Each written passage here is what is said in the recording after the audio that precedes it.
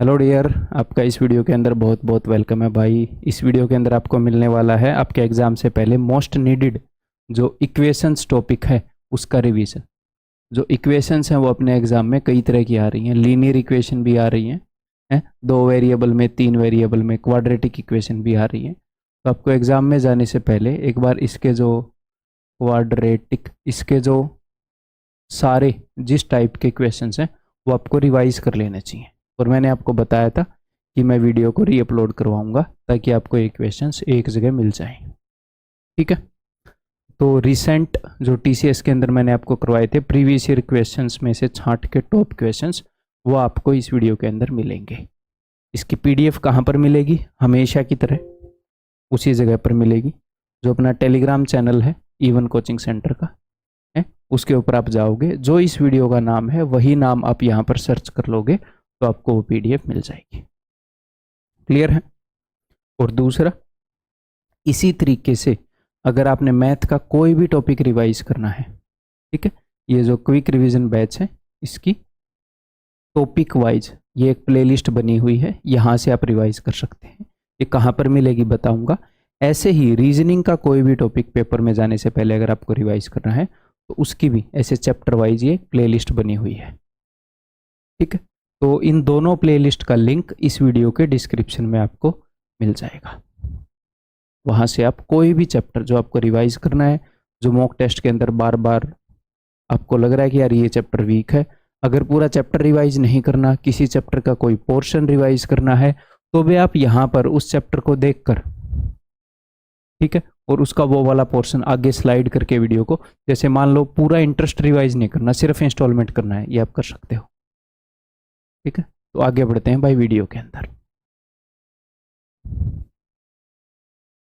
इस इक्वेशंस के जो बढ़िया बढ़िया इक्वेशंस आए हैं वो क्वेश्चन मैं आपको करवाऊंगा और उनके जो कंसेप्ट है वो अपने साथ साथ रिवाइज हो जाएंगे। स्टार्ट कर दें, चलो जी।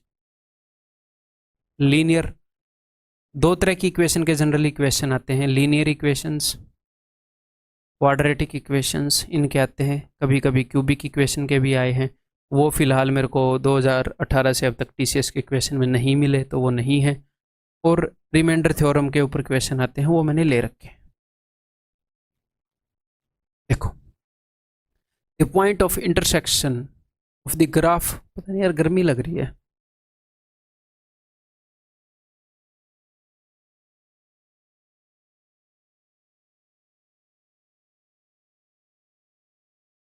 आज एसी की सर्विस कराई है, पता नहीं ठंडक नहीं दे रहा है या क्या।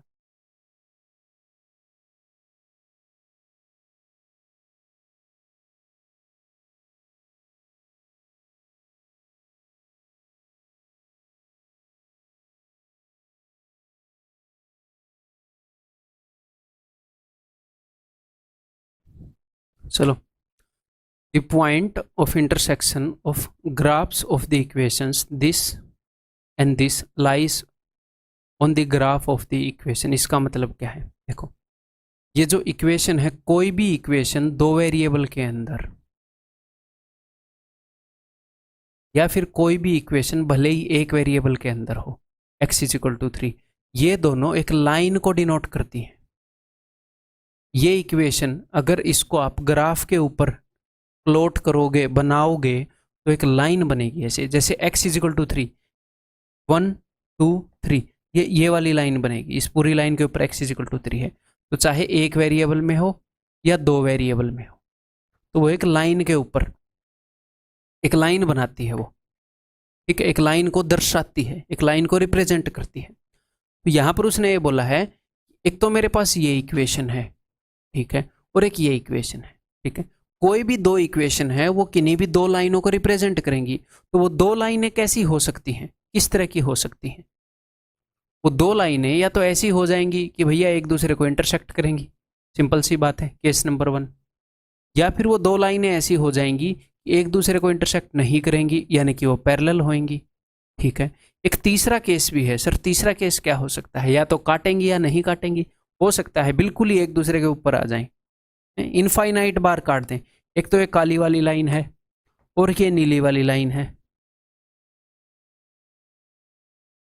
इस केस में दोनों एक दूसरे को एक बार काट रही है, इस केस में 0 बार काट रही है एक दूसरे को, और इस केस में इनफाइनाइट बार काट रही है। ठीक है, ये एक दूसरे को जहां पर भी काटती हैं उसको हम बोलते हैं कि इन दोनों इक्वेशंस का ये सॉल्यूशन है। यानी कि एक पॉइंट होता है, मान लो x is equal to 2 and y is equal to 3। यहां पर मान लो x की वैल्यू 2 हो और y की वैल्यू 3 हो, उस पॉइंट पर ये एक दूसरे से मिली है, तो ये इसका सॉल्यूशन हो गया, x 2 है y 3 है। ठीक है, और इनका एक ही सॉल्यूशन है क्योंकि ये एक ही जगह एक दूसरे को काट रही है। तो कई बार आपसे ये भी क्वेश्चन पूछा जाता है कि इनके कितने सॉल्यूशन हैं, इनका एक सॉल्यूशन है।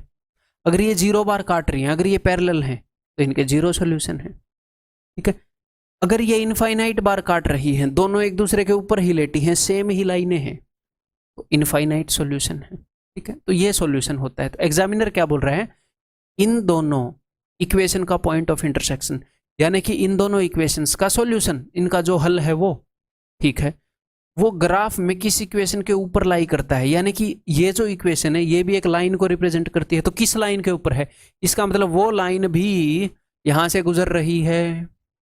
तो कुल मिलाकर सर हम क्या करेंगे, हम इन दोनों इक्वेशन का सॉल्यूशन निकालेंगे, इनको सोल्व करेंगे, फिर देखेंगे वो पॉइंट जो है वो कौन सी लाइन को सेटिस्फाई कर रहा है। क्योंकि इस पॉइंट से हजारों लाइनें, लाखों लाइनें, करोड़ों लाइनें पास हो सकती हैं।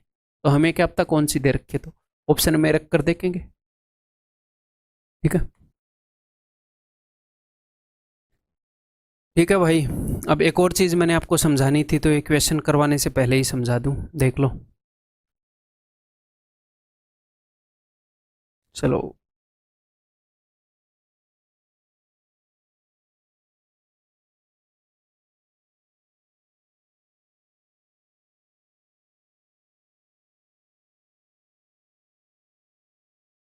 देखो, वो आपसे कई बार दो इक्वेशन देकर ऐसे पूछ लेगा या ऐसे बता देगा, एक नॉलेज के ऊपर क्वेश्चन बेस्ड होएगा क्या, कि वो लाइनें कितनी बार काट रही हैं।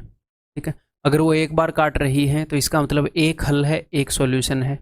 ठीक है, एक बार भी नहीं काट रही, ठीक है, ये होती हैं पैरेलल लाइंस, ये हैं इंटरसेक्टिंग लाइंस, और ये हैं कोइंसिडेंट लाइंस। ठीक है, शायद संपाती रेखाएं, एक दूसरे के ऊपर पड़ी रेखाएं, पैरेलल को समांतर रेखाएं, प्रतिच्छेदी रेखाएं।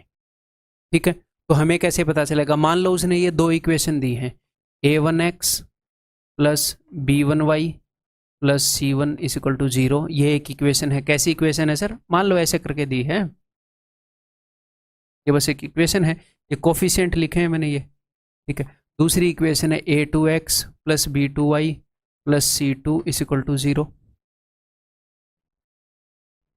अब हमें कैसे पता चलेगा कि ये पैरेलल हैं या फिर काट रही हैं या एक दूसरे के ऊपर पड़ी हैं, हमें बहुत इजीली पता चल जाएगा। दो चीजें पैरेलल कब होती हैं, जब इनका स्लोप सेम हो। अब ये स्लोप क्या होता है, स्लोप होता है ये वाला एंगल, ये वाला एंगल।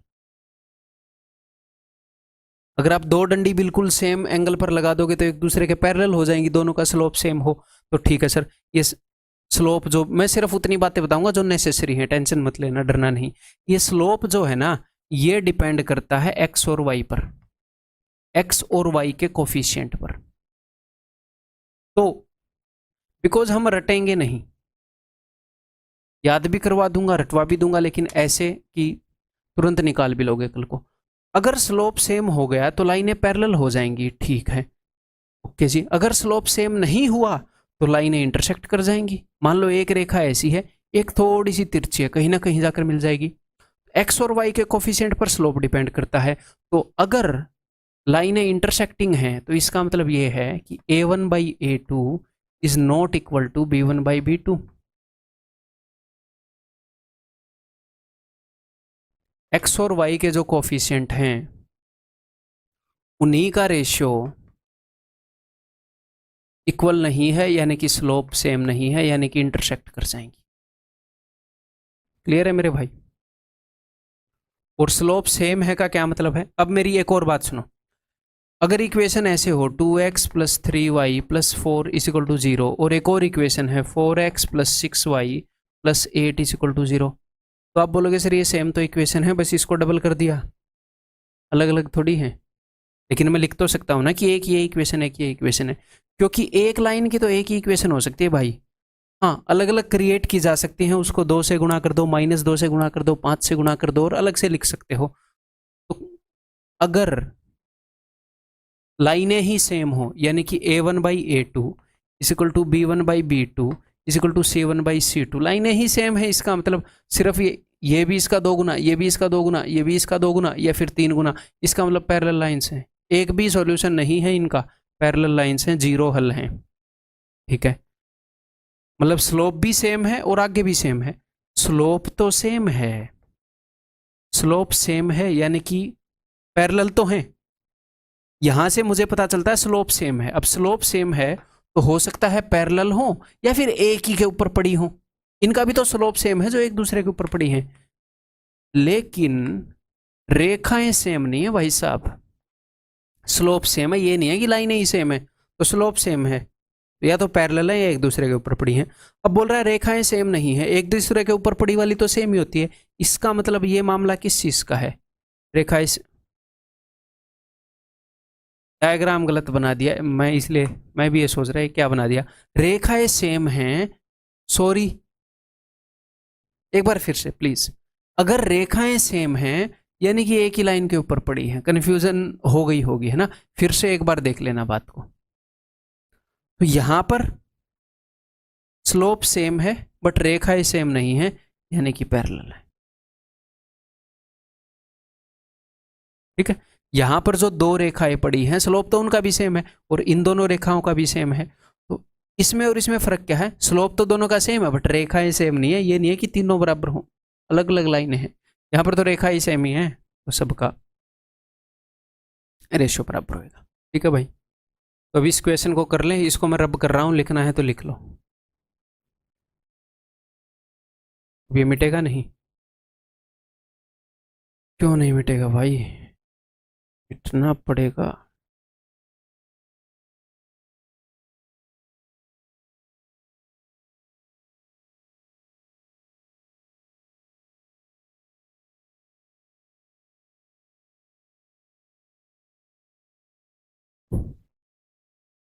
देखो, द पॉइंट ऑफ इंटरसेक्शन, ठीक है भाई, बड़ी बड़ी इक्वेशन है, किसी चीज से कट रहे हैं। ये तो 21 के पहाड़े में आता है, क्या ये आता है क्या? 21 से कम 21, 21 से कम 21 कट गया तो वो भी कट रहा होगा। 21 दूनी 42, 21 पंजे 105, काट दो।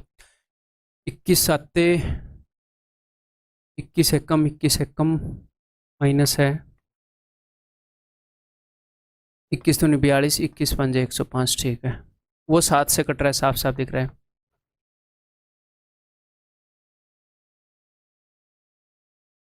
देखो, इसको आप बहुत ही प्यार से नॉर्मली सोल्व कर सकते हो। एक्स का कोफिशिएंट सेम करो, कैसे? ऊपर वाले को 11 से मल्टीप्लाई करो, नीचे वाले को 7 से, जो अपना कन्वेंशनल तरीका होता है वैसे। ठीक, क्लियर है भाई? लेकिन जब ऐसी इक्वेशन हो कि 7 और 11, 11 और 7, इनको आसानी से सोल्व करने का एक और तरीका होता है। क्या तरीका है? ध्यान से सुनो। एक बार दोनों को जोड़ दो, एक बार एक में से दूसरी घटा दो, सिंप्लीफाई हो जाती है। कैसे? दोनों को जोड़ोगे, क्योंकि 7 और 11, 11 और 7 की जोड़ी बनी हुई है, तो जोड़ोगे तो 18x minus 18y is equal to 54। तो क्या बन गया यहाँ से? x minus Y is equal to 3। 18 से मैंने काट दिया। ठीक है, एक बार एक में से दूसरी घटा दो, तो नीचे वाली में से पहली वाली घटा रहा हूँ, तो 4x इसमें से घटेगी तो प्लस हो जाएगा, plus 4y is equal to 4। 4 को काट दो, देखो x plus Y is equal to 1। तो भाई x की वैल्यू क्या आ जाएगी? माइनस से पहले वाले की वैल्यू क्या होगी? सम बाई 2, 3 और 1 4 बटे में 2, 2। y की वैल्यू क्या होगी? प्लस वाले में से माइनस वाला घटाना है, 1 माइनस 3/2, तो -2/2 -1। ठीक है, अब ये किसको सेटिस्फाई कर रही है देख लेते हैं, पुट करके ही देखना पड़ेगा।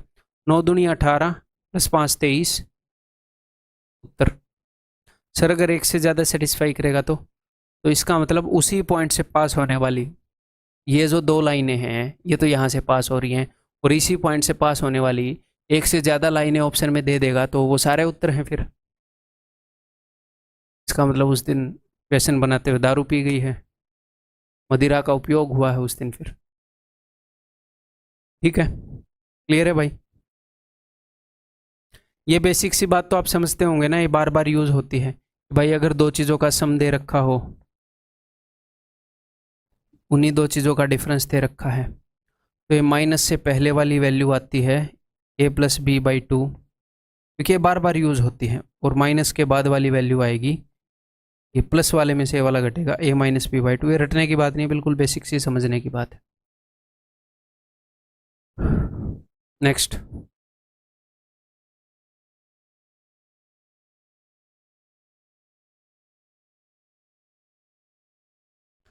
The solution of the following system of equations.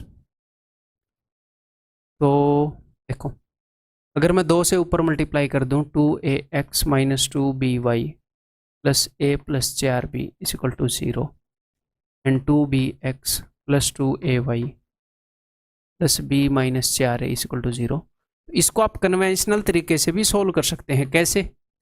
x का कोफिशिएंट क्या है? 2a, p से मल्टीप्लाई कर दो। x का कोफिशिएंट क्या है? 2b, a से मल्टीप्लाई कर दो, तो ये भी 2abx हो जाएगा, 2abx हो जाएगा, और आप आगे कर लोगे। लेकिन क्या हम ऐसे करेंगे? नहीं, क्योंकि हम अभी एनसीईआरटी का एग्जाम थोड़ी देने जाएंगे, सीबीएसई बोर्ड का। एसएससी में जाएंगे तो दूसरे तरीके से करेंगे। तो है क्या भाई, इक्वेशन ये भी एक्स वाई में है, ये भी एक्स वाई में है, बस उसने ए और बी को और इन्वॉल्व कर दिया। तो मैं क्या करूं? मैं ए और बी को खत्म कर दूं, ए और बी की वैल्यू पुट कर दूं। क्या पुट करूं सर? कुछ भी पुट कर दो। तो हम क्या पुट करेंगे जो इजी बनाएगी काम को? क्या? 0। अगर मैंने ए और बी को खत्म ही कर दिया, 0 पुट कर दिया, तो ये सारा क्या हो जाएगा? 0। ये सारा क्या हो जाएगा? 0। काम बनेगा? नहीं बनेगा। क्या करें भैया? तो बी को 0, ए को 1 कर दें। सारी चीज़ें ख़त्म नहीं करनी, चलो। तो यहाँ पर मैंने बी को 0 किया, ये ख़त्म हो गया। 2x, ए की वैल्यू 1 है, +1 = 0, x = -½ x की वैल्यू आ गई। ओके जी। अगर मैं नीचे b को 0 रखूं, तो b को 0 रखा तो x वाला खत्म हो गया, तो 2y, b को 0 का -4 = 0, इट इम्प्लाइज दैट y = 2। आ गई x और y की वैल्यू। अच्छा, मतलब is also the solution of the equation. इन दोनों का सॉल्यूशन निकालो पहले, फिर नीचे वाले में पुट करो। इससे पिछले वाले क्वेश्चन की तरह है, ज़्यादा डिमांड हो गई है आजकल एग्जामिनर की। पुट करो भाई, -3/2 एंड 4 नहीं बनेगी बात। आगे -2 +3 दूनी 6 प्लस का 4, ये बन रही है ऑप्शन बी। यहाँ पर सर क्या 0 वगैरह ही पुट करना था? नहीं, आप 1 1 पुट कर दो। अगर 1 1 पुट कर दोगे ऊपर नीचे, तो 2 इक्वेशंस बन जाएंगी, फिर वो सॉल्व करने पड़ेंगी। 0 करने में क्या फ़ायदा हुआ कि यहीं पर सॉल्यूशन निकल के आ गया। In a room there are some children and some benches, ठीक है। अगर 5 बच्चे हर एक बेंच पर बैठे हैं, तो 2 बच्चों के पास बैठने के लिए जगह नहीं होगी। तो ठीक है, मैंने बेंचेस मान लिए कि अपने पास x बेंचेस हैं, तो हर एक बेंच पर 5 बच्चे बैठे, तो टोटल कितने बच्चे बैठ गए? 5x, और 2 बच्चे बच गए, तो ये है टोटल नंबर ऑफ चिल्ड्रन। भैया x बेंच रखे हैं, मैंने बोला कि भाई 5 5 आओ बैठ जाओ। सब बेंचों पर 5 5 बच्चे बैठे हैं। बेंच कितने हैं? x, 5x बच्चे बैठ गए और 2 खड़े हैं बेचारे, तो टोटल बच्चे कितने हैं? इतने। ओके जी। अब ये बोल रहा है अगर 6 बच्चे बैठेंगे हर एक बेंच पर, तो एक बेंच खाली रह जाएगा। मैंने बोला यार 6 बैठ जाओ, एक बेंच मेरा खाली रह गया, तो x - 1 बेंच यूज हुए अगर 6 बैठे तो एक बेंच पर। ये भी टोटल नंबर ऑफ स्टूडेंट है, ये भी total number of student. Equate कर दो, 6x 5x, इसको उधर भेज दो, x माइनस का 6 उसको इधर ले आओ, 8, x = 8, तो नंबर ऑफ बेंचेज हैं 8, और नंबर ऑफ बच्चाज कितने हैं? अगर मैं x की वैल्यू यहाँ पर रख दूंगा 8, 8 5 40 और 2 42, नंबर ऑफ बच्चाज = 42, ठीक है। What is sum of children and number of benches? तो इन दोनों का सम 50।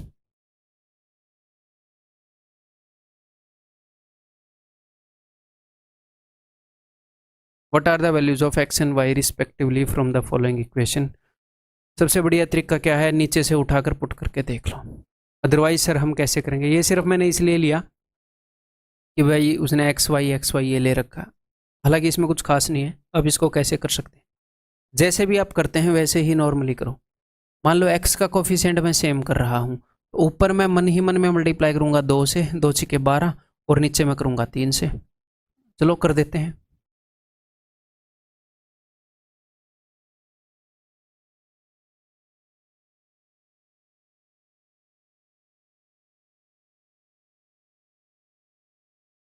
अब मैं इन दोनों को जोड़ दूंगा, ये कट जाएगा, इसलिए तो सेम किया था।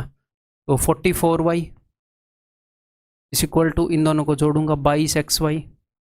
जैसे आप करते हो वैसे ही करते रहो, अपने आप सोल्व हो जाएगा। y से y गया, 22 से 2 पर जाएगा, तो x is equal to 2।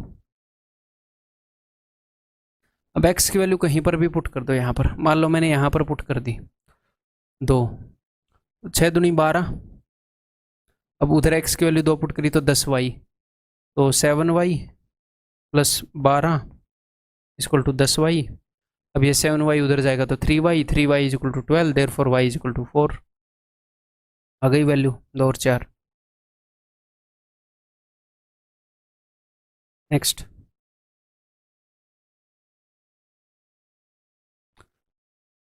what is the sum of the value of p and q for which the system of equations has infinite number of solution। तो इनफाइनाइट सॉल्यूशन कब होंगे, जब लाइनें एक दूसरे के ऊपर पड़ी होंगी।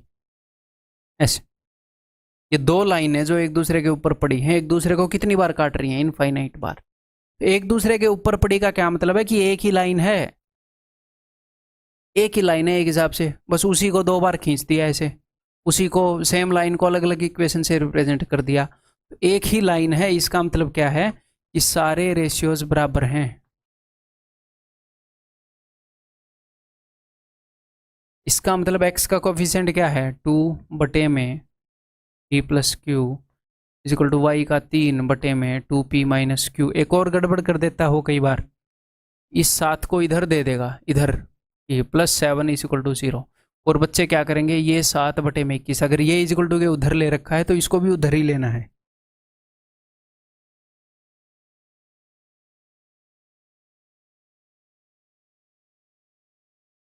इसका मतलब नीचे वाली चीज़ें 3 गुना है, और वो पूछ रहा है हमसे क्या, p और q के मानों का योग, सम ऑफ p एंड q। नीचे वाली चीज़ें 3 गुना है देखो, तो अगर ये 2 है तो p प्लस क्यू 6 होगा। वो आपसे अगर सिर्फ p की वैल्यू पूछे तो भाई p प्लस क्यू की वैल्यू क्या है, 6। ओके, ये 3 है तो नीचे वाले 3 गुना है 9, 2p माइनस क्यू क्या है 9। सोल्व कर लो, p और q दोनों की वैल्यू आ जाएगी। ठीक है, ये बताओ।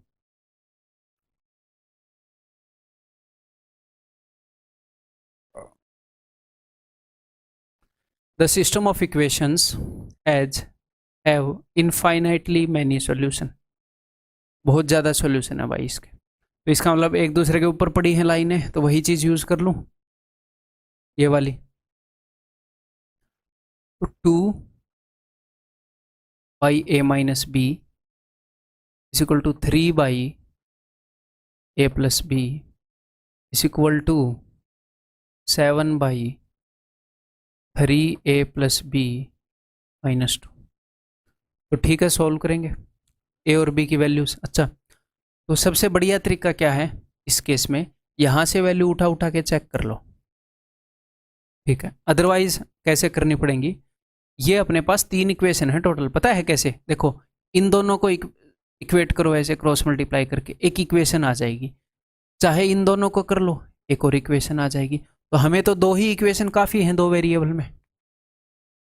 देखो इन दोनों से करता हूँ मैं, इधर मल्टीप्लाई करूँगा तो 2a plus 2b is equal to 3a minus 3b, एक इक्वेशन आ जाएगी यहाँ पर।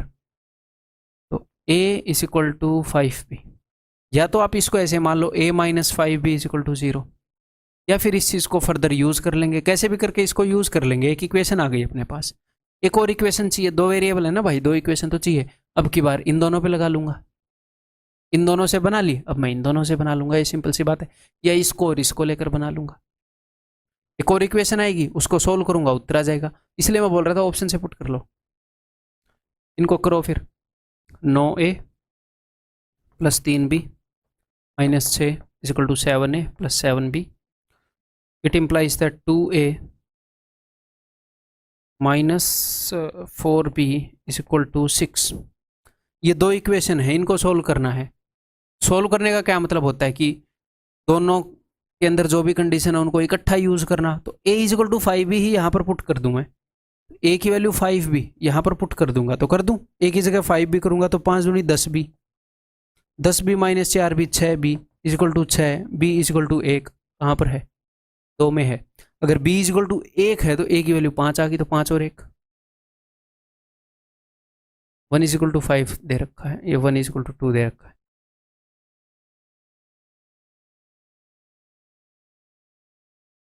ठीक है,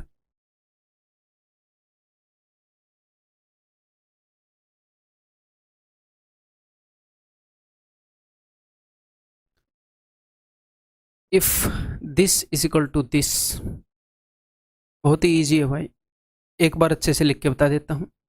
मतलब आप इजीली कर लोगे, करते जाओगे तो थोड़ा सा लिखना पड़ेगा, ये इजी नहीं है कि देखते ही अच्छा पता तो लग रहा है, नहीं, थोड़ा सा लिखोगे हो जाएगा। देखो मैं इसको बताता हूँ एक बार, 2 raise to power x plus Y minus 2z is equal to 2 raise to power 3 raise to power 8z minus 5 minus Y is equal to 2 raise to power 3 into 8z minus 5 minus Y. सिर्फ देखते रहो, समझने की कोशिश करो।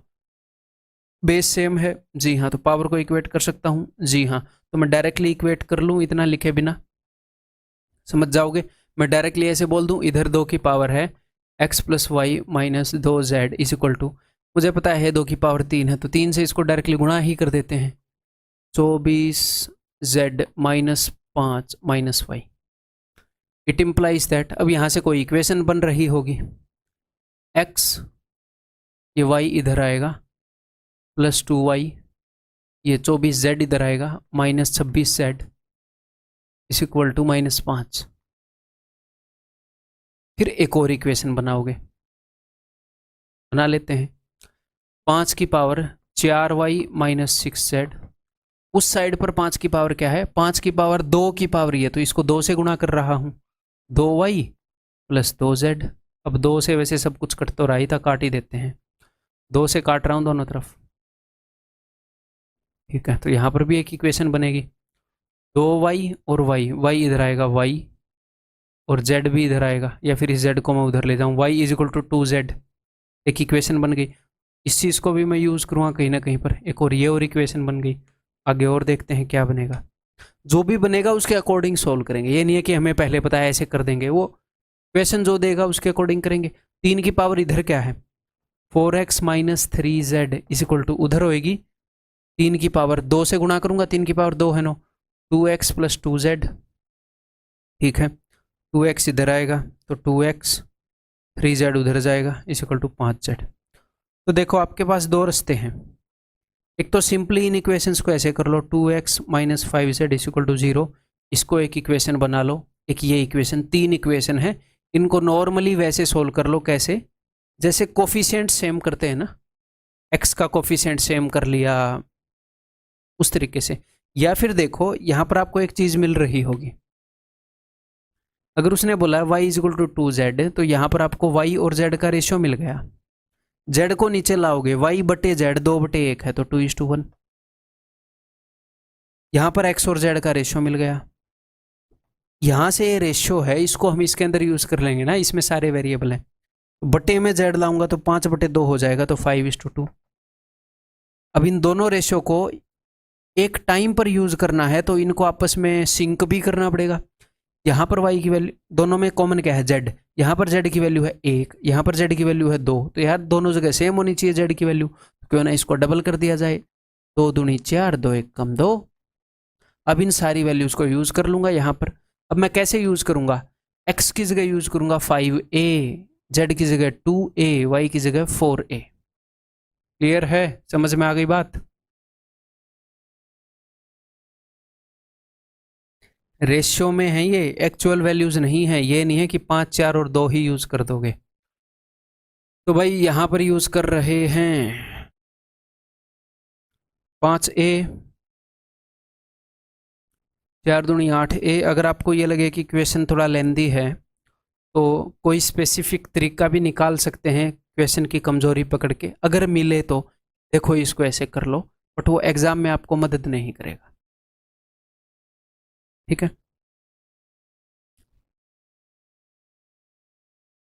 -52a,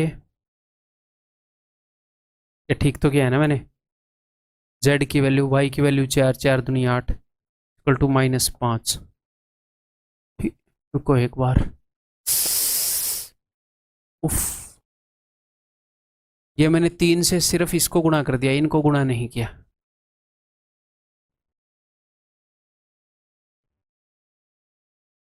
-15 -3y, अब ये 3y इधर आएगा तो 3 और एक 4y,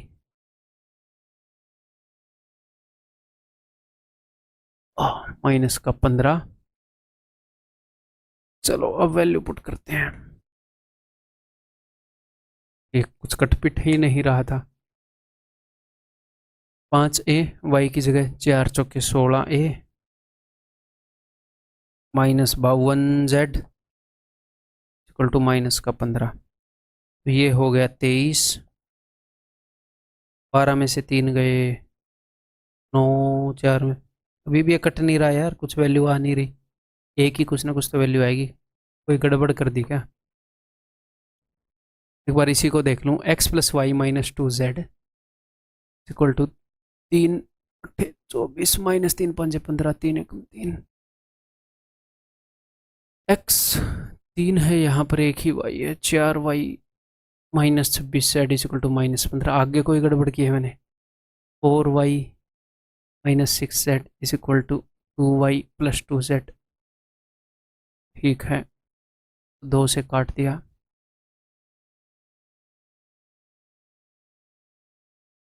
ये 3 इधर गया तो ये 4 आएगा, y is equal to 4z।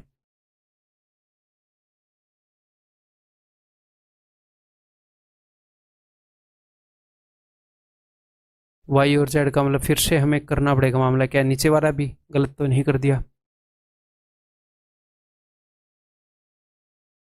2x नीचे वाला ठीक किया है। चलो यहाँ पर रेशियो फिर से लेना पड़ेगा, यहाँ पर रेशियो ले रखा है, करते हैं फिर से। y और z 4:1, तो z की वैल्यू 1 है, z की वैल्यू 2 है, तो 8 और 2, तो z की वैल्यू निकली अपनी 2 है और y की वैल्यू निकली अपनी 8 है। ठीक है, तो देख रहे हो, अगर हम कैजुअली कुछ भी गलती कर दें तो वो कितनी महंगी पड़ेगी। मान लो ये वाली गलती आप एग्जाम में कर देते, या मैं कर दूं, मैं ही मान लो मॉक टेस्ट दे रहा हूँ, एग्जाम दे रहा हूँ, तो अपने दिमाग का स्टेटस क्या हो जाएगा। ऐसे करके हमने 3 मिनट लगा दिए, तो कुछ बच्चे तो ये करेंगे अब 1 मिनट में ये निकल ही रहा है, इसको मैं निकाल दूं। अब इतनी पास है तो चलो निकाल ही दे। कई बार बच्चे ये करते हैं, समझ में उनको अभी भी नहीं आए फिर भी टाइम इन्वेस्ट कर देते हैं। हाँ, वो भी उतना नुकसान नहीं है, नुकसान है जो आपके दिमाग की स्टेट हो चुकी है अभी, कि यार इतना टाइम वेस्ट हो गया, ये हो गया, वो हो गया, कमी हो गया, अगर इस बार सिलेक्शन नहीं हुआ तो मम्मी पापा क्या बोलेंगे, फलान दकड़, फिर आपके दिमाग में सब कुछ आने लगा, तो इसलिए लगेगा। इसलिए मैं बोल रहा हूँ कि ये बहुत ज़्यादा ज़रूरी चीज़ है, इसके बिना हो ही नहीं सकता कोई काम। सिर्फ पेपर क्लियर क्या, ज़िंदगी में कुछ नहीं हो सकता। आप गेम भी खेल रहे हो, नर्वसनेस एक लेवल पर रहेगी अगर आप कॉम्पिटिटिव कोई भी काम कर रहे हो, बट एक लेवल पर थोड़ा सा काम माइंड होने की, एक लेवल तक तो काम होना चाहिए ना, उसकी प्रैक्टिस तो चाहिए ना। उसकी प्रैक्टिस कहाँ पर होएगी? घर पे आज जो मौक दोगे उसमें शांति से देना है, उसमें गलतियां नहीं होनी चाहिए। एक आधी गलतियां होंगी, उनको मिनिमाइज करेंगे, बार बार प्रैक्टिस करेंगे शांति से मौक देने की। ठीक, चलिए जी, पुट कर रहा हूं मैं यहाँ पर, x की वैल्यू 5 है, y की वैल्यू 8 है, 8 चौके 32 a, -52 a इक्वल टू -15, 37, 12 में से 7 गए 5, 4 में से 3 गए 1, माइनस का है, माइनस का 15 a is equal to minus का 15, तो ये कट गया, a इज इक्वल टू 1 आ गया। अगर a इज इक्वल टू 1 है तो यही सारी वैल्यूज़ हैं, 5, 8 और 2, यहाँ पर पुट कर लोगे, HW दे दूँ अभी के अभी पुट कर लोगे, उत्तर आ जाएगा। ठीक है। हाँ भाई, तो नेक्स्ट क्वेश्चन आपके सामने रहा, करो एक बार। तो ये क्वाड्रेटिक इक्वेशन है और आगे क्वाड्रेटिक इक्वेशन को तोड़ रखा है, मतलब इसके फैक्टर बना रखे हैं, इसको फैक्टराइज कर रखा है। तो ये काम तो आपने स्कूल में किया ही है, तो उसी वे से हमने इसे करना है। ठीक है, तो कैसे करेंगे? हमने इस नंबर को, अगर आपने फैक्टराइज करना है क्वाड्रेटिक इक्वेशन को, तो हमने इस नंबर को ऐसे दो नंबर में तोड़ना है जिनका प्रोडक्ट इसके बराबर है, इसके और इसके प्रोडक्ट के बराबर। 4√3 इंटू 2√3, तो 4 दूनी 8 थी 24 माइनस 24। तो 5 को ऐसे दो नंबर में तोड़ना है जिसका प्रोडक्ट -24 हो। ठीक है, तो कैसे तोड़ेंगे? एक पॉजिटिव होगा, एक नेगेटिव होगा, प्रोडक्ट माइनस में है तो 8 थी 24 और 3 नेगेटिव का होएगा, बिकॉज यहाँ पर +5 रहना चाहिए। कई बच्चे इसको ऐसे कन्फ्यूजन में भी हो सकते हैं इस वजह से कि सर अगर यहाँ पर +5 है तो सम जो है वो -5 होता है, हम साइन बदलते हैं। मैं यहाँ पर रूट्स नहीं निकाल रहा, मैं फैक्टराइजेशन कर रहा हूँ। तो यहाँ पर ये +5 है, मैं बस इसी इक्वेशन को एक और रूप में लिख रहा हूँ ऐसे। अगर मैं इसको एक और रूप में लिखूंगा तो मुझे ऐसे ही लिखना पड़ेगा ना। ये थोड़ी मैं -5 बना दूंगा, यहाँ पर नहीं बना सकता। वो जब हम रूट्स निकालते हैं तो हम देखते हैं कि प्रोडक्ट इन दोनों के बराबर है, और जो सम जो है उसमें इसका साइन चेंज करके लिखते हैं। क्लियर है? तो चलिए अब इसमें से कॉमन लेते हैं। क्या कॉमन ले सकते हैं देखते हैं। 4x कॉमन ले सकते हैं। 4x तो यहाँ पर हो जाएगा 2√3 + 2। यहाँ से मैं क्या कॉमन लूँ? 2√3x 4। अगर मैं 4 कॉमन लूँगा तो यहाँ पर ये 2√3 नहीं बचेगा ना।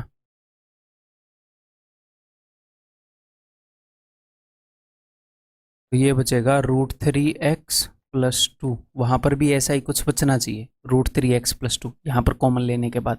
तो ताकि मैं यहाँ से क्या करूँ, √3 कॉमन ले लेता हूँ। तो माइनस का √3 अगर मैं कॉमन लूँगा तो यहाँ पर बचेगा √3x, और माइनस का कॉमन लिया है तो ये माइनस बाहर चला जाएगा +2, बिकॉज डिट्टो सेम बचना चाहिए। तो अब मैं √3x + 2 कॉमन ले लूँ तो ये हो जाएगा 4x - 3। ये काम हम शायद 9वीं 10वीं में कर रहे होते है ना। इसको अब हम उसे इक्वेट करेंगे जिसके प्लस में 2 आया है और यहाँ पर x है, तो x के बराबर में क्या है? मेरा फोन आ रहा है भाई बार बार, मैं एक बार उठा ही लेता हूँ, जरूरी ऐसे बंदे का है, जरूरी हो सकता है। 1 मिनट के लिए मैं वीडियो को ऑफ नहीं करूँगा, इसी में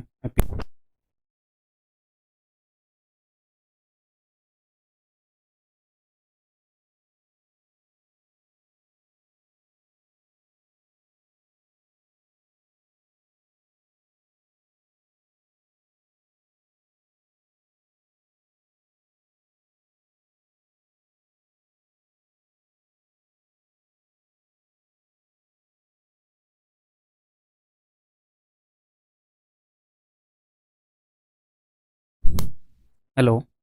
हाँ जी, तो यहाँ पर x लिखना भूल गया मैं, x। तो फिर a की वैल्यू क्या आ जाएगी? इसको कंपेयर करने पर a की वैल्यू आ जाएगी जी √3, और इसको इससे कंपेयर करने पर b की वैल्यू आ जाएगी 4, और c की वैल्यू आ जाएगी माइनस का √3। साइन का ध्यान रखना।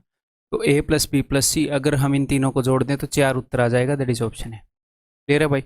आसान है। आपको थोड़ी सी बातें बता दूं क्वाड्रेटिक इक्वेशन के बारे में, बुरा तो नहीं मान जाओगे? देखो, अगर आपको रूट्स गिवन हो, सबसे पहला पॉइंट, अगर रूट्स गिवन है, मान लो रूट्स हैं अल्फा और बीटा, तो क्वाड्रेटिक इक्वेशन आपको लिखनी आनी चाहिए रूट से। वो हम लिखते हैं x² minus sum of roots into x plus product of roots is equal to 0।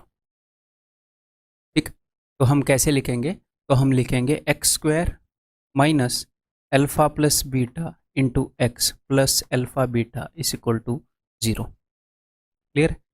मान लो रूट्स जो हैं वो 3 और 5 हैं।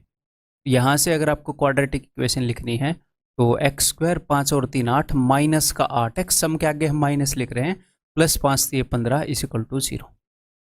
अगर हमें रूट्स गिवन है तो क्वाड्रेटिक इक्वेशन लिखनी आनी चाहिए। क्लियर है सर? अगर रूट्स ऐसे हों कि 5/2 और 1/3 तो भी एग्जैक्टली सेम काम ही करोगे, कुछ अलग नहीं करोगे। यहाँ पर डिनोमिनेटर में 6 आ जाएगा तो 6 से सबको मल्टीप्लाई भी कर देंगे, अगर आप डिनोमिनेटर में चीज़ें नहीं चाहते तो।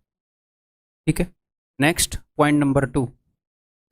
अगर हमारे पास एक क्वाड्रेटिक इक्वेशन है a x square plus b x plus c is equal to 0, इस फॉर्म में है, और हमें चाहिए सम ऑफ रूट्स, तो सम ऑफ रूट्स होता है माइनस, साइन बदलते हैं हम, कोफिशिएंट ऑफ एक्स बट्टे में coefficient of x square minus p upon A.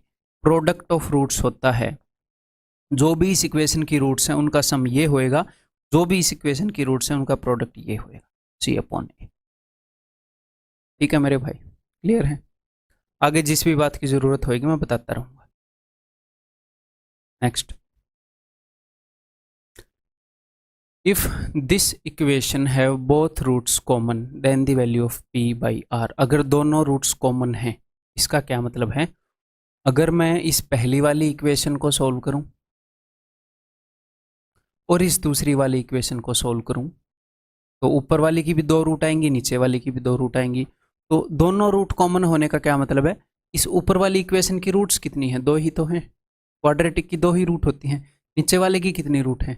2 he root होती हैं, और दोनों कॉमन है, यानी कि सेम क्वाड्रेटिक इक्वेशन है, सेम है। मान लो ऊपर वाले की रूट है 3 और 5 और नीचे वाले की रूट भी है 3 और 5, तो ऊपर वाली इक्वेशन लिखता हूं मैं, वो हो जाएगी x square minus 8x plus 15 is equal to 0। और नीचे वाली मान लो मैं इसको 3 गुना कर दूं, 3x स्क्वायर पूरी को 3 गुना कर रहा हूं प्लस 45 इज इक्वल टू 0, या पूरी को 4 गुना कर दूं, 5 गुना कर दूं, तो ये 2 क्वाड्रेटिक इक्वेशन है, इनकी रूट सेम ही है, इनकी सेम ही रूट है। यहां पर भी जब आप प्रोडक्ट ऑफ रूट निकालोगे क्या निकल रहा है? ऊपर तो प्रोडक्ट ऑफ रूट है सर 15, 15 बटे में 1, तो यहां पर 45/3, यहां पर भी 15 निकल रहा है। सम ऑफ रूट यहां पर साइन बदलूंगा तो 8 निकल रहा है, यहां पर 24/3 8 निकल रहा है। कैसे निकालते हैं sum of root, product of root? ऐसे ही तो निकालते हैं, अभी बताया, सेम रूट्स हैं। अगर 2 क्वाड्रेटिक इक्वेशन की दोनों रूट कॉमन है तो इसका मतलब ये है कि इसके जो ये कोफिशिएंट है ना, ये सेम प्रोपोर्शन में होंगे। अगर एक्स स्क्वायर का कोफिशिएंट सेकंड वाली इक्वेशन का एक्स स्क्वायर का कोफिशिएंट ऊपर वाले का 3 गुना है, एक्स का कोफिशिएंट भी 3 गुना होगा, ये भी 3 गुना होगा, सेम प्रोपोर्शन में होंगे। अगर रूट सेम है तो इक्वेशन भी सेम है, बस हो सकता है किसी न किसी चीज से गुणा करती हूँ। ठीक है, क्या करेंगे इसके लिए? हमें अलग से कोई कंसेप्ट थोड़ी पता होना चाहिए था। 2 इक्वेशन है, दोनों की रूट सेम है, 2 ही रूट होती हैं क्वाड्रेटिक इक्वेशन में, यानी कि इक्वेशन सेम है, बस कुछ ना कुछ गुणा होएगा एक का कोफिशिएंट। ऊपर वाले में एक्स स्क्वायर का कोफिशिएंट क्या है जी? ध्यान से इसको मैं खोल रहा हूं। एक्स स्क्वायर का कोफिशिएंट है 21 के, आगे भी है क्या कोई एक्स स्क्वायर का कोफिशिएंट? 14x square. तो मैं एक्स स्क्वायर का कोफिशिएंट लिख रहा हूं 21k प्लस 14। ठीक है, एक्स स्क्वायर का कोफिशिएंट ऊपर वाली का बटे में नीचे वाली का, नीचे वाले का क्या है? एक्स स्क्वायर का कोफिशिएंट 7k, आगे भी एक्स स्क्वायर है क्या? ये रहा 2, तो 7k plus 2 is equal to, अब मैं x के कोफिशिएंट को कंपेयर कर रहा हूं। ऊपर वाली में x का कोफिशिएंट क्या है? r, आगे भी है नहीं है तो r, नीचे वाली में क्या है? p is equal to constant term equate की जा रही है 24k माइनस 9,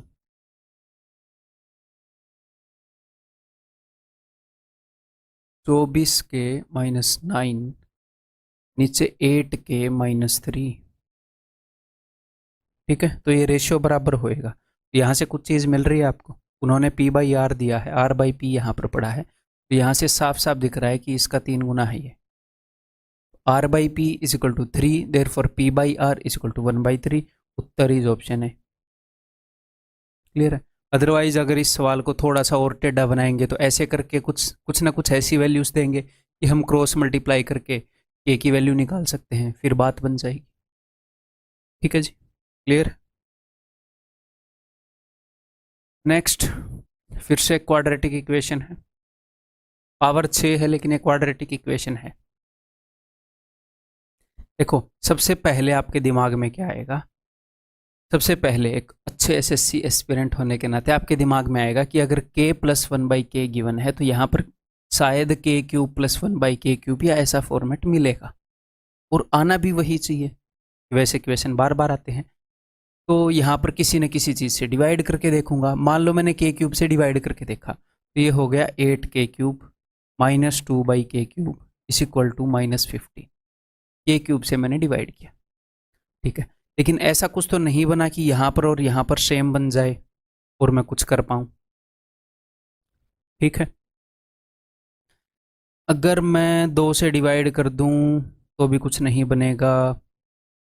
अगर 2 से डिवाइड कर दूँ ये 4 हो जाएगा यहाँ पर ख़त्म, या फिर 4 से डिवाइड कर दूँ, अगर मैं 4 से डिवाइड कर दूँ तो it will be 2k cube minus 1 by 2k cube is equal to -15/4। अभी भी कुछ बनेगा क्या? नहीं बनेगा। ये 2 जो है किसी चीज़ का क्यूब नहीं है, क्यूब रूट ऑफ 2 की फॉर्मेट में आ जाएगी चीज़, तो ऐसे बन नहीं रहा। तो फिर दूसरे तरीके से देखेंगे, बिकॉज ये चीज़ तो हम स्टार्टिंग से करते आ रहे हैं ना, ये क्वाड्रेटिक इक्वेशन है। अगर मैं इसको x से डिवाइड करूंगा तो x plus 1/x is equal to -3। अगर इस वाले फॉर्मेट से इक्वेशन सोल्व नहीं हुआ तो फिर ये क्वाड्रेटिक इक्वेशन है ना, तो शायद क्वाड्रेटिक इक्वेशन से सोल्व होगा। क्लियर? तो आगे से ये बात ध्यान रखोगे। कई बार क्या है, ऐसे क्वेश्चंस आते हैं जो कंफ्यूज कर देते हैं, लग रहा है कि ऐसे होगा लेकिन हो रहे हैं क्वाड्रेटिक इक्वेशन से। भैया ये क्वाड्रेटिक इक्वेशन से ही हम ऐसे कन्वर्ट कर रहे हैं, और ऐसे से हम क्वाड्रेटिक में कन्वर्ट कर सकते हैं। इससे नहीं हो रहा तो हो सकता है इससे होगा, इससे नहीं हो रहा तो इससे होगा, और हो सकता है दोनों से भी हो जाए कोई क्वेश्चन ऐसा भी, ठीक है। तो यहाँ पर मैं मन ही मन में, या फिर थोड़ा क्यों मानना, वैसे मैं बता देता हूँ कि के क्यूब को अगर मैं टी मान लूँ तो एक क्वाड्रेटिक क्यों बनेगी, 8t square plus 15t minus 2 is equal to 0, इसकी बात कर रहा हूँ, ठीक है। तो सम ऑफ रूट्स क्या होएगा? अब इक्वेशंस को सोल्व कैसे करते हैं? सम ऑफ रूट्स वो हो जाएगा जी, इसके साइन को पलटना है। ये जुगाड़ है, ये मैथमेटिकली एक्चुअल में सम ऑफ रूट्स -15 नहीं है। एक्चुअल में तो सम ऑफ रूट्स -15/8 है, लेकिन मैं इसको लिख रहा हूँ -15। सोल्व करने के लिए जुगाड़ बना है, ठीक। बाद में इसको एडजस्ट करेंगे, जो हमने गलती की है उसको। प्रोडक्ट ऑफ रूट्स होएगा इन दोनों का प्रोडक्ट, यानी कि 8 दूनी 16 -16। तो -16 को ऐसे 2 नंबर में तोड़ना है जिनका सम -15 हो, तो 16 एकम 16, और सम -15 चाहिए तो माइनस का 16। तो यहाँ पर ये क्वाड्रेटिक के क्यूब में है, तो के क्यूब की 2 वैल्यू हो सकती हैं। अब हम 8 से डिवाइड भी करेंगे, -16/8 एंड 1/8, इन दोनों को 8 से डिवाइड करोगे। जो हमने गलती की थी -15/8 नहीं लिया था, अब उसको करेक्ट कर लिया, ठीक है। तो भाई के क्यूब की 2 वैल्यूज हो गई -2 एंड 1/8। एग्जामिनर क्या बोल रहे हैं? एग्जामिनर बोल रहा है कि मुझे पॉजिटिव वैल्यू चाहिए, धनात्मक मान चाहिए, तो इस केस में नेगेटिव वाला तो हो नहीं सकता के की वैल्यू, तो k cube is equal to 1/8, therefore k is equal to 1/2, therefore k plus 1/k is equal to 5/2, फिर 2 + 1/2, ठीक है। नेक्स्ट,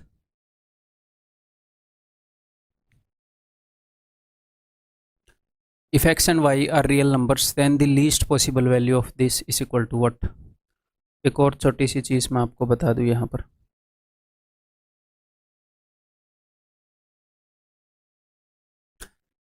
मान लो अपने पास एक क्वाड्रेटिक इक्वेशन है ax² + bx + c is equal to 0, ठीक है।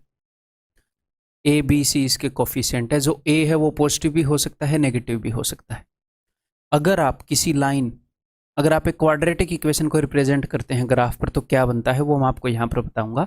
अगर हम ग्राफ के ऊपर किसी लीनियर इक्वेशन को रिप्रेजेंट करते हैं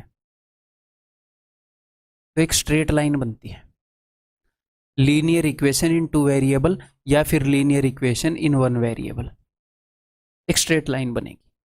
अगर आप लीनियर इक्वेशन इन 3 वेरिएबल को ग्राफ के ऊपर रिप्रेजेंट करेंगे तो एक प्लेन बनेगा। प्लेन मतलब कि हवाई जहाज वाला प्लेन नहीं। अगर आप कॉपी का पेपर उठाओगे तो एक समतल बन रहा है, नोटबुक का एक पेज उठाओगे, एक पेज प्लेन, तो ऐसा ही एक प्लेन बनेगा लीनियर इक्वेशन इन 3 वेरिएबल को अगर आप रिप्रेजेंट करेंगे। और ऐसे ही अगर आप एक क्वाड्रेटिक इक्वेशन को रिप्रेजेंट करेंगे, कोई भी क्वाड्रेटिक इक्वेशन है ग्राफ के ऊपर, तो बनेगा एक पैराबोला। ठीक है, अगर आप इस क्वाड्रेटिक इक्वेशन को रिप्रेजेंट करेंगे तो कुछ इस तरह का पैराबोला बनेगा। एग्जैक्टली कहां पर बनेगा वो मैं नहीं बता रहा, शेप बता रहा हूं बस। क्लियर है? और अगर आप इस क्वाड्रेटिक इक्वेशन को रिप्रेजेंट करेंगे तो कुछ इस तरह का पैराबोला बनेगा, नीचे मुंह वाला। तो अगर एक्स स्क्वायर का कोफिशिएंट 2 है, पॉजिटिव है, तो ऊपर की तरफ मुंह होगा, और अगर एक्स स्क्वायर का जो कोफिशिएंट है वो नेगेटिव है तो पैराबोले का नीचे की तरफ मुंह। क्लियर है? मैं डिटेल में क्यों होगा कैसे होगा वो पूरा डिटेल में नहीं बताऊंगा, बिना वजह लेंथी हो जाएगा मामला। अभी रिवीजन कर रहे हैं। ठीक है, तो अगर एक्स स्क्वायर का कोफिशिएंट पॉजिटिव है तो इस केस में पैराबोला का ऊपर की तरफ मुंह है, और एग्जामिनर आपसे मैक्सिमम वैल्यू पूछ सकता है, ये ऐसे इन्फिनिटी तक जा रहा है, इन्फिनिटी तक जा रहा है। तो भैया मैक्सिमम वैल्यू अगर आपसे पूछेगा, देखो ये लाइन, ये जो इक्वेशन है इस लाइन को रिप्रेजेंट करती है, ये क्वाड्रेटिक इक्वेशन इस पैराबोला को रिप्रेजेंट करती है।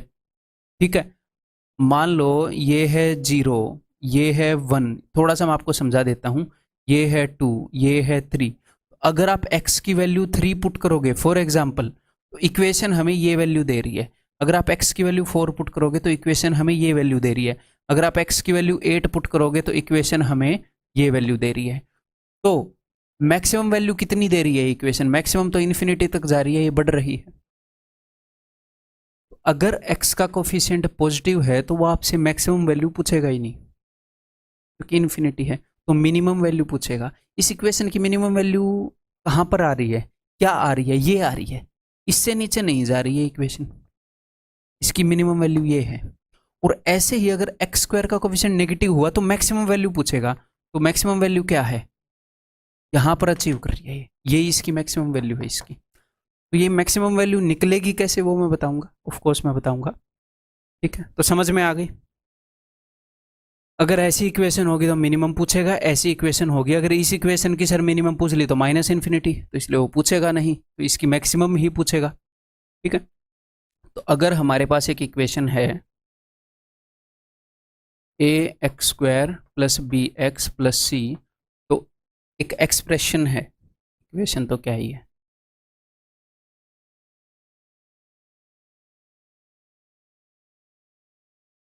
ये एक एक्सप्रेशन है, क्वाड्रेटिक एक्सप्रेशन। इसमें मैं x की कुछ कुछ वैल्यू रखूंगा तो ये हमें कुछ कुछ वैल्यूज देगी। ठीक है, मान लो अपने पास एक इक्वेशन है 2x square plus 3x plus 5। अगर मैं x की वैल्यू 1 रखूंगा तो ये जो एक्सप्रेशन है ये मुझे कुछ ना कुछ वैल्यू देगी। एक्सप्रेशन की वैल्यू क्या है वो यहाँ पर है। अगर मैं x की वैल्यू 2 रखूंगा तो कुछ ना कुछ वैल्यू निकल कर आएगी, x की वैल्यू 3 रखूंगा तो कुछ ना कुछ वैल्यू निकल कर आएगी, x की वैल्यू 0 रखूंगा तो कुछ वैल्यू निकल कर आएगी। तो हम ये पूछ रहे हैं कि मैक्सिमम वैल्यू क्या हो सकती है इसकी, सॉरी मिनिमम वैल्यू, बिकॉज ये पॉजिटिव है, इसकी मिनिमम वैल्यू क्या हो सकती है और x के किस मान पर हो सकती है। तो नंबर 1, सबसे पहले तो इसका फॉर्मूला है एक, अगर आपसे मैक्सिमम पूछी जाए, इसकी मैक्सिमम नहीं पूछी जाएगी, इसकी मिनिमम पूछी जाएगी। मैक्सिमम या मिनिमम जो भी आपसे पूछी जाए, क्योंकि इसकी मिनिमम पूछी जाएगी, यहां पर नेगेटिव कोफिशिएंट हुआ तो मैक्सिमम पूछी जाएगी, वो सेम ही फॉर्मूले से आ जाएगी। और वो फॉर्मूला क्या है भाई, इसको रटने का तरीका बता देता हूं। आपने ये देखा है -b plus minus under root b square minus 4ac upon 2a, quadratic equation की रूट्स निकालने का तरीका देखा है। ठीक है, तो ये बी स्क्वायर माइनस 4ac है, इसको उल्टा कर दो 4ac माइनस बी स्क्वायर, और ये जो 2a है इसको डबल कर दो। ठीक है, तो इक्वेशन की मैक्सिमम और मिनिमम जो भी वैल्यू आएगी वो ये आएगी, ये आ सकती है, आप ऐसे निकाल सकते हो। ये ए है, ये बी है, ये सी है। ठीक है, इक्वेशन, इसके ग्राफ को फिर से रिप्रेजेंट करते हैं। ठीक है, इक्वेशन में बार बार बोल देता हूं, वैसे एक्सप्रेशन है, व्यंजक इसको बोलेंगे। इसकी न्यूनतम मान, इसकी कम से कम वैल्यू यहां पर है।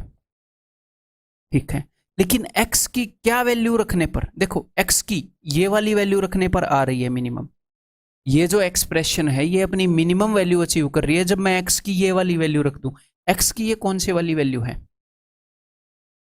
ये जो एक्सप्रेशन है ये x एक्सिस को, बिकॉज ये x में है, ये x एक्सिस को जहां जहां पर भी काटती है ना, वो होते हैं इसके रूट्स। वो क्या होते हैं इसके रूट्स। जैसे मान लो इसके रूट अल्फा बीटा हैं, तो x की वैल्यू अल्फा, x की वैल्यू बीटा पर ये 0 दे रही है। रूट्स क्या होते हैं? जब कोई भी एक्सप्रेशन 0 वैल्यू दे दे, वो उसके रूट्स हैं, वो उसके जीरोज हैं, वो उसके शून्य हैं। तो अल्फा और बीटा अगर रूट्स हैं तो अल्फा और बीटा पर ये 0 होएगी, एक्स एक्सिस को ये काटेगी। ठीक है सर, तो ये जो चीज़ है, बिकॉज ये एक सिमेट्रिकल फिगर है, ये जो वैल्यू है ये अल्फा और बीटा के बिल्कुल बीच में होएगी, यानी कि ये अल्फा प्लस बीटा बाई 2 पर होएगी। अगर x की value alpha plus beta by 2 हो तो ये एक्सप्रेशन अपनी मिनिमम वैल्यू अचीव कर लेगी। ठीक है मेरे भाई, वो मिनिमम वैल्यू क्या अचीव करेगी? जब आप x की value alpha plus beta by 2 रख दोगे तो वो कर लेगी। तो मिनिमम और मैक्सिमम वैल्यू एक्सप्रेशन की ये होएगी कब? वो कई बार ये पूछ लेता है x की किस वैल्यू पर मिनिमम और मैक्सिमम होएगी। तो ये क्या है? सम ऑफ रूट्स बाई 2। तो इसका सम ऑफ रूट्स क्या है? माइनस बी अपॉन ए होता है, बटे में 2 करना है। तो at x is equal to minus b upon 2a, ये अपनी मिनिमम या मैक्सिमम, अगर ये पॉजिटिव हुआ तो मिनिमम, नेगेटिव हुआ तो मैक्सिमम वैल्यू अचीव कर लेगी, तो कि ये होगी। इसको इसमें रखोगे तो ये आएगा। अब बिना फॉर्मूला रटे आप इसको कर सकते हो। कैसे कर सकते हो? मान लो आपके सामने ये इक्वेशन है, कैसे कर सकते हो? तो at x is equal to, उसका सम ऑफ रूट क्या है? उसका सम ऑफ रूट है -3/2 divided by 2, sum of roots by 2। तो at x is equal to -3/4, ये अपनी ऐसे है ना मिनिमम वैल्यू अचीव करेगी। तो इसकी मिनिमम वैल्यू क्या होगी sir? X is equal to 3/4 रख दो, -3/4 आ जाएगी उसकी मिनिमम वैल्यू। ये सब रटने की जरूरत भी नहीं है, लेकिन आप दोनों चीज़ों को साथ लेकर चलो, दोनों लिख लो अपने नोट्स में। क्लियर है भाई? तो देखो अब इस क्वेश्चन को, if x and y are real numbers then the least possible value of this. तो इसकी कम से कम पॉसिबल वैल्यू क्या होगी? देखो, इसकी मिनिमम पॉसिबल वैल्यू क्या होगी? इसकी मिनिमम पॉसिबल वैल्यू होगी 0, बिकॉज ये किसी नंबर का स्क्वायर है। कब इसकी मिनिमम पॉसिबल वैल्यू होगी 0? जब x इज इक्वल टू 2 होएगा। x minus 2 is equal to 0, तो x इज इक्वल टू 2, किसी नंबर का स्क्वायर है। तो ठीक, इसकी मिनिमम पॉसिबल वैल्यू क्या होगी? इसकी मिनिमम पॉसिबल वैल्यू होगी 0, किसी नंबर का स्क्वायर है, नेगेटिव तो हो नहीं सकता, वास्तविक संख्या है, रियल नंबर है। तो at y is equal to 3। ठीक है, इसकी मिनिमम 0 हो गई, मतलब इसकी मिनिमम क्या होगी? 0। x इज इक्वल टू 2 पर ये 0 है, y इज इक्वल टू 3 पर ये 0 है। इसकी मिनिमम वैल्यू कब हो क्या होएगी? इसकी मिनिमम वैल्यू भी 0 है at x is equal to 3, x is equal to 3 पर। तो देखो, अगर मुझे इसकी मिनिमम वैल्यू बनानी है तो मैं y को 3 रख दूंगा, उससे कम इसकी वैल्यू नहीं आ रही। और मैं x को क्या रखूं? 3 रखूं तो ये 0 आ जाएगा, फिर ये कुछ ना कुछ वैल्यू दे देगा। 2 रखूं तो ये 0 आ जाएगा, ये कुछ ना कुछ वैल्यू दे देगा। फिर आप बोलोगे सर एक बार इसको 2 रख के देख लो वो क्या वैल्यू दे रहा है। एक बार इसको 3 रख के देख लो क्या वैल्यू दे रहा है। लेकिन एक और डाउट हमारे दिमाग में है, कहीं कोई और ऐसी वैल्यू ना हो x की। मैं x की 2 वैल्यू तो ले नहीं सकता, x ही है बेचारा, एक ही वैल्यू लेनी है। कोई और वैल्यू ऐसी ना हो x की जिसमें कंबाइंड ये दोनों मिलकर मिनिमम वैल्यू देते हों, क्योंकि x 2 जगह आ गया ना। तो ये एक क्वाड्रेटिक है, ये एक क्वाड्रेटिक है, इनको इकट्ठा करना पड़ेगा सोल्व करके। ठीक है, तो y इज इक्वल टू 3 पर ये तो 0 दे देगा। मुझे ये नहीं समझ में आ रहा ना x की कौन सी वैल्यू लूं ताकि ये और ये दोनों मिलाकर मिनिमम दे दें। तो उसके लिए मुझे इनको सोल्व करना पड़ेगा। तो मैं इसको खोलूंगा और 4 से गुणा करूंगा साथ के साथ। 4x², 2 दूनी 4 चौके 16x, मैं 4 गुना भी कर रहा हूँ साथ के साथ, 4 चौके 16, गलती ना हो जाए बस। वहाँ पर मैं उसको 2 गुना कर रहा हूँ, बाद में नेगेटिव बाद में लगा लूँगा। ठीक है, नेगेटिव की टेंशन पहले नहीं लेते हैं। 2x², 3 दूनी 6 दूनी 12 माइनस का 12x और 3 3 9 दूनी 18 प्लस 18। अब मैं नेगेटिव लगा रहा हूँ, माइनस प्लस माइनस। देख लेते हैं, 2x² और माइनस का 4x और माइनस का 2। एक तो अपने पास ये है और एक अपने पास है प्लस में y माइनस 3 का स्क्वायर। हमें बतानी है कि इसकी मिनिमम वैल्यू क्या होगी। तो भैया इसकी मिनिमम वैल्यू तो हमें पता चल चुकी है, इसकी मिनिमम वैल्यू होएगी y इज इक्वल टू 3 पर 0। अब इसकी मिनिमम वैल्यू क्या होगी, तो वो तो मैं आपको बता चुका हूँ, 4ac minus B square upon 4a, ये इसकी मिनिमम वैल्यू होगी। या तो ऐसे निकाल लो, या फिर इसका सम ऑफ रूट्स क्या है, इसका सम ऑफ रूट्स है 4/2, 4/2, उसको भी हाफ करो, ठीक है सर कर दिया, इज इक्वल टू 1। इसके अंदर 1 पुट कर दो, आ जाएगी मिनिमम, 1 पुट करो भाई, 2 माइनस 4 माइनस 2, ये तो -4, इसकी मिनिमम वैल्यू -4 है, इसकी 0 है, तो पूरे की मिनिमम वैल्यू क्या हो जाएगी, -4। Option b. समझ में आ गई बात। सर अगर वो y में भी 2 दे देता तो उन दोनों को भी इकट्ठा पकड़ के लेकर आते, इसको भी इकट्ठा पकड़ कर लेकर आएंगे और क्वाड्रेटिक इक्वेशन को सोल्व कर देंगे। ठीक, क्लियर।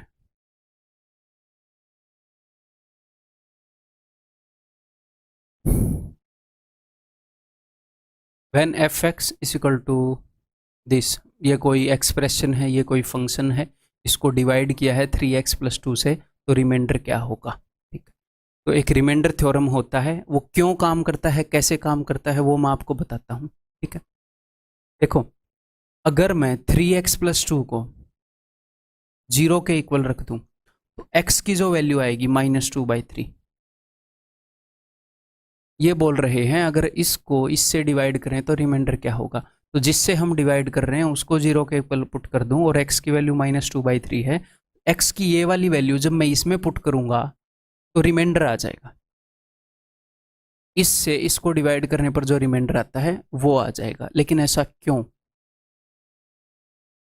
जानने के लिए देखिए ब्रेक के बाद है। चलो देखो, मान लो मेरे पास कोई नंबर है, उस नंबर को मैं 5 से डिवाइड करूंगा, तो इस फॉर्मेट में बनेगी ना बात, 5k + r, है ना।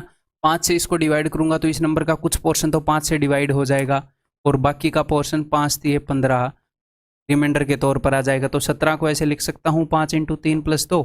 हाँ जी सर, सर अगर ये पूरा ही डिवाइड हो गया तो n, अगर ये n 20 हुआ तो कोई नहीं, रिमाइंडर 0 आ जाएगा।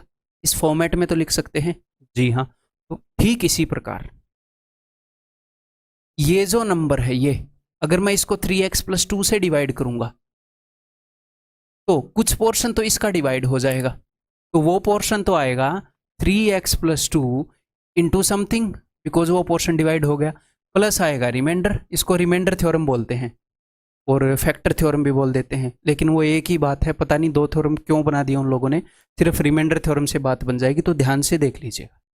ठीक है, इसको मैं ऐसे लिख सकता हूं ना, 3x + 2 into something plus remainder. अगर ये पूरा पूरा भाग हो रहा होगा तो ये रिमाइंडर 0 आ जाएगा। ठीक है, अगर कुछ रिमाइंडर बच रहा होगा तो प्लस समथिंग आ जाएगा। तो अब मुझे एक बात बताओ, इस fx को मैंने ऐसे लिख दिया, this is equal to fx। ठीक है सर, तो अब अगर मैं कोई ऐसी वैल्यू दे दूं, रख दूं, जिससे ये चीज 0 होती हो, तो 0 इंटू समथिंग 0, तो सिर्फ रिमाइंडर बचेगा। अगर मैं कोई ऐसी वैल्यू रख दूं इस फॉर्मेट में जिससे ये 0 होता हो, तो ये 0 कब होता है, तो वही तो हमने किया, ये 0 होता है x इज इक्वल टू -2/3। अगर मैं x की वैल्यू -2/3 रख दूंगा तो 0 इंटू समथिंग ये खत्म हो जाएगा, जो भी बचेगा वो रिमाइंडर है।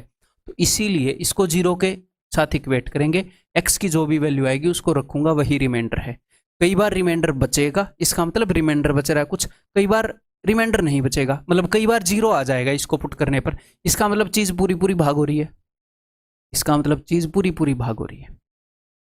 रिमाइंडर 0 का क्या मतलब है, चीज पूरी पूरी भाग हो रही है। तो रिमाइंडर थ्योरम और फैक्टर थ्योरम अलग अलग से करने की जरूरत है नहीं। तो बात पूरी समझ गए, एक बार बैठ के 2 मिनट इसके ऊपर सोचो मैंने क्या बोला है, फिर 2-3 क्वेश्चन इसके करते हैं। चलो जी, तो ये बोल रहे हैं कि इसको इससे डिवाइड करो और रिमाइंडर निकालो, तो मैंने इसको फटाक से 0 के इक्वल पुट किया, x की वैल्यू आ गई जी -2/3, मैं इसको वहाँ पर पुट कर रहा हूँ, रिमाइंडर मिल जाएगा 15 into -8/27 -14 into 4/9 minus minus plus 4 दूनी 8/3 प्लस 10 का कुछ कटत रहे, 3 में 27, 3 5 15, -4 9 एलसीएम ले लेते हैं भैया, तो माइनस का 40 माइनस का 56, ये क्या हो जाएगा, 3 3 8 3 24, तो ये दोनों मिलकर कितने हो गए, माइनस का 5 और 4 9 96, तो 24 तो के 96 24 3 72/9 8, तो 8 अच्छा माइनस का है, माइनस का 8 प्लस 10 इज इक्वल टू 2, तो रिमाइंडर विल बी 2। ठीक है भाई, क्लियर है, समझ गए। करो फिर।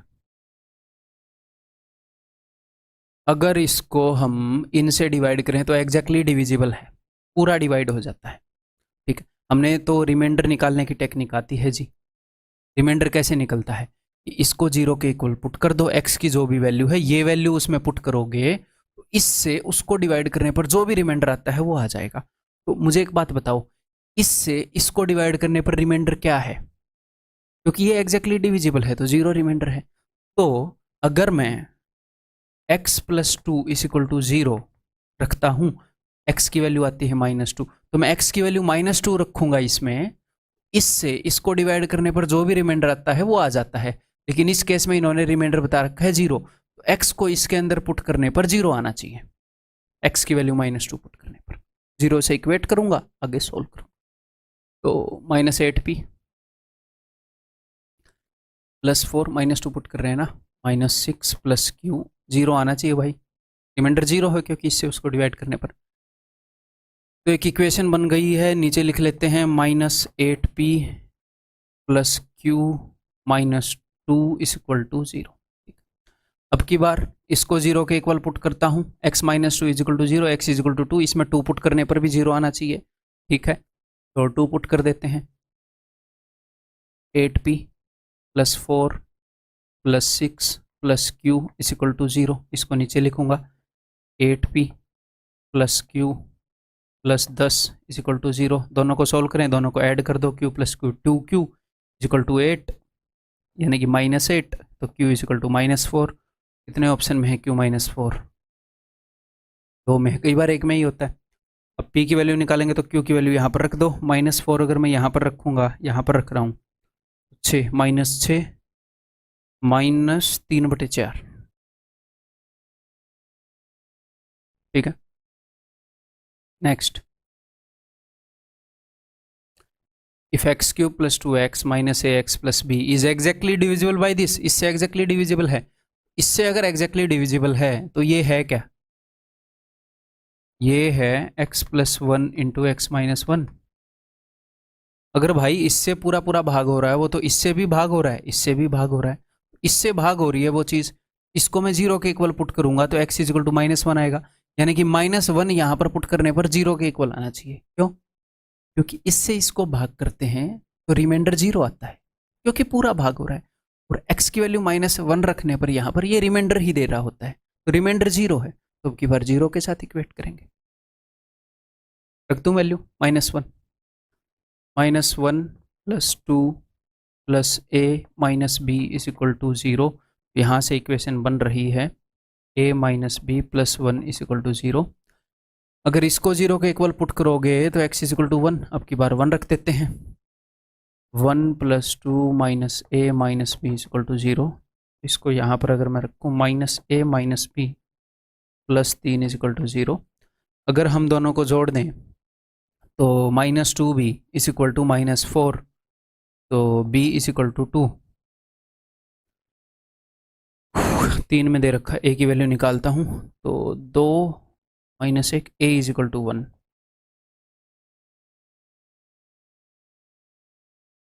ठीक है भाई। और स्टूडेंट्स बार बार अपने बैचेस के बारे में पूछते रहते हैं, तो मैं 2 मिनट लेके आपको मिनिमम टाइम के अंदर सब कुछ बता देता हूँ। अपने दो तरह के बैचेस हैं, एक तो फाउंडेशन बैच और एक टीयर 2 बैच।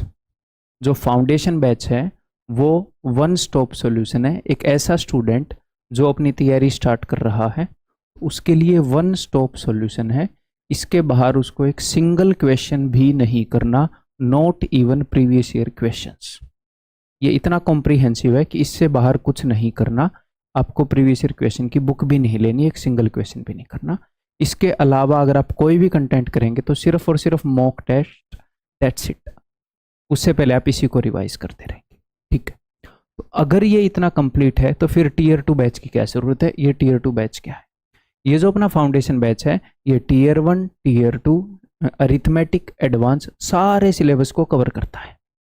ठीक है, ये जो टीयर 2 बैच है, जब आपका एग्ज़ाम पास होता है, 2 महीने बचे हैं, 2.5 महीने बचे हैं, तो उस मिनिमम टाइम के अंदर इतने बड़े सारे सिलेबस को अच्छे तरीके से रिवाइज करना स्टूडेंट के लिए मुश्किल हो जाता है। तो अगर मेरे साथ रिवीजन करना चाह रहे हैं स्टूडेंट, तो तब मैं उनको ये टाइम देता हूँ, तब उनको ये बैच मिलता है।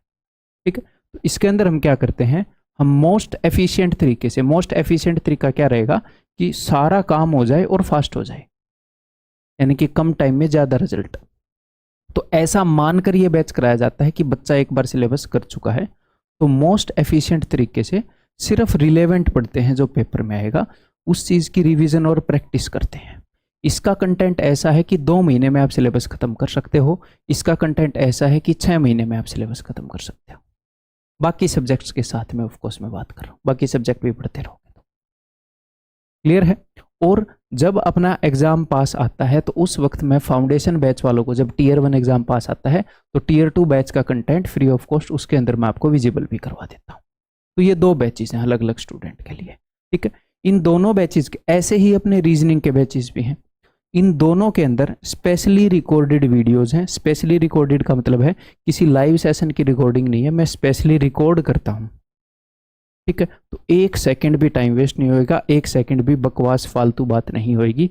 पहले दिन आपको सारा सिलेबस मिल जाएगा। ठीक है, और अपडेटेड कंटेंट रहता है। सर अपडेटेड कंटेंट कैसे रहता है, मान लो ये बैच 6 महीने में बनता है और मैं लगातार बना रहा हूं, तो पहली वीडियो जब बनेगी उसके 6 महीने बाद लास्ट वाली वीडियो बनेगी ना। ऐसे तो पहली वीडियो को बने 6 महीने हो गए। तो क्या है, जब जब जरूरत पड़ती रहती है मैं इसके अंदर अपडेट करता रहता हूँ, तो हमेशा जो कंटेंट रहता है वो अपडेटेड रहता है। जिस भी चैप्टर के अंदर कुछ भी अपडेट करने की जरूरत है, पूरा चैप्टर रिकॉर्ड करने की जरूरत है, पूरा अरिथमेटिक रिकॉर्ड करने की जरूरत है, वो मैं लगातार लगा रहता हूँ उस काम के ऊपर। ठीक है, not even a single second is wasted. Next, तो ये बैचेस अवेलेबल कहाँ पर है, अपनी ऐप का जो लिंक है वो वीडियो के डिस्क्रिप्शन में है।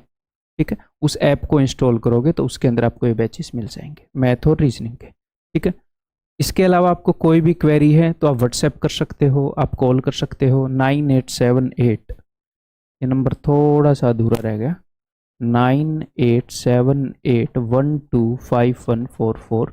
इस नंबर के ऊपर अपने पास जो सपोर्ट टीम है वो बेस्ट है, यानी कि मैंने वीडियोस के नीचे कमेंट देखे हैं लोगों के, मेरा वो वाला बैच है, मेरी ये प्रॉब्लम, अपनी वीडियोस के नीचे नहीं, अलग अलग जगह, कि वो वाला बैच है, ये प्रॉब्लम सोल्व नहीं हो रही, वो नहीं हो रही। तो 1% भी यहाँ पर कोई भी दिक्कत नहीं आएगी।